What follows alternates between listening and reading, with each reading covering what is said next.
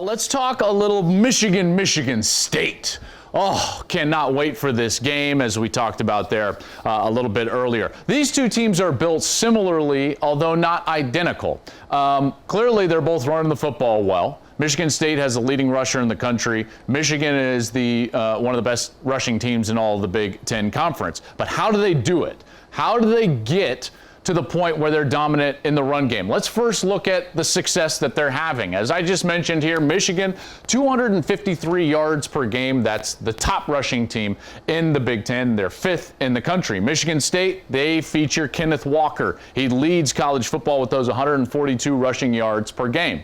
But that's where the similarities end, okay? Because the schematics are actually very different. Let's take a peek under the hood at what makes them so good, each of them. Let's start with Michigan, the Michigan run game.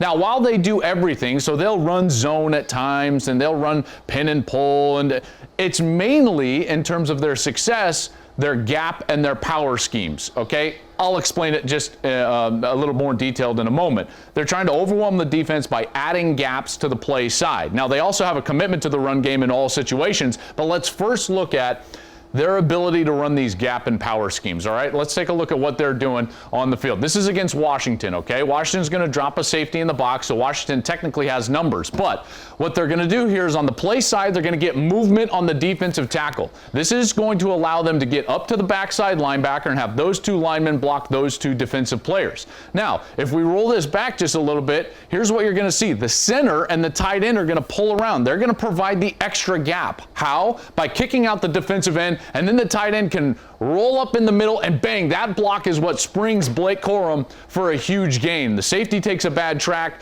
Corum's too explosive. He gets to the outside, and he's gone.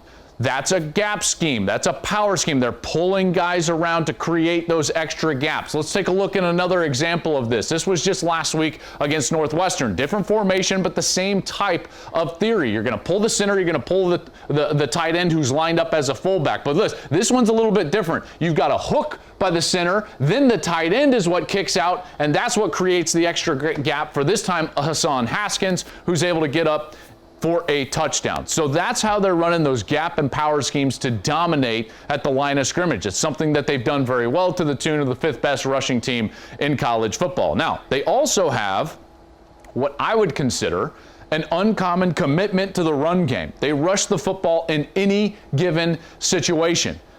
The proof is in the pudding. Third down and obvious. What are they doing? Let's take a look at a snap against Nebraska. Now, Nebraska is going to have two safeties deep. Their walkout linebacker is going to be far walked out. That means they've only got 6 guys in the box. You've got 6 guys to block them. So how do you do that? You kick out with the guards, and you let the center and the tight end roll right up to the linebackers. Look at these blocks. They both put them on their back, and Blake Corum is able to run for the first down. Again, that was 3rd and 10. But their commitment to the run game, they'll still hand the football off if the numbers give them that opportunity. That's why they're so dominant in the run game. That's why Michigan can, even if you've got extra guys in the box, or even if it's 3rd and 10, they're still going to take the ground game. Now let's take a look at Michigan State. How is it different? Well, they run primarily a zone scheme, okay? This relies on creating defensive lateral movement and creating those little spaces for the back to exploit. So there's more decision-making from the back. It's less about his patience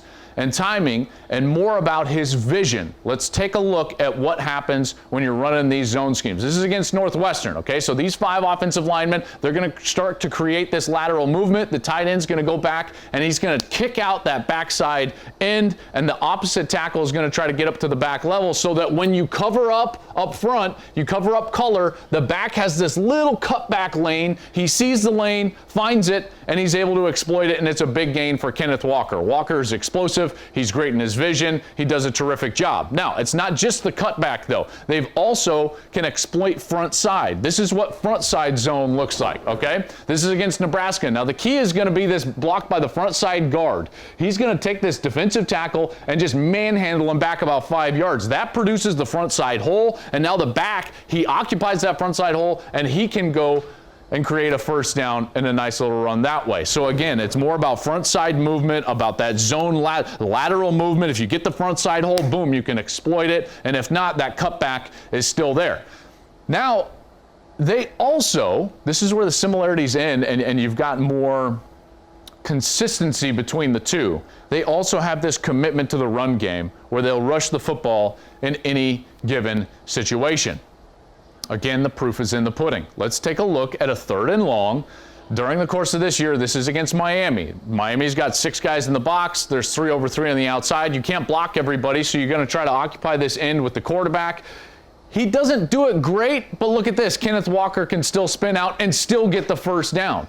So there again, you got 6 guys in the box. You've got 3 over 3 on the left side. How do you take care of the unblocked defender with the read of the quarterback? He thinks that this guy's got width, so he gives the ball to Kenneth Walker, and there's Walker spinning and running hard for a first down. So commitment to the run game in any given situation. So listen, they both are going to commit to the run game. We know that, but they're going to do it in different ways. The zone scheme for Michigan State, that gap and power scheme for Michigan, that's what you should be watching for on Saturday when these two Titans collide in an undefeated top 10 matchup. It is the first, by the way, top 10 matchup between these schools since 1964. Cannot wait to get up to East Lansing to see these two run games. Hey, thanks for watching. If you enjoy that clip, make sure you click subscribe somewhere down here.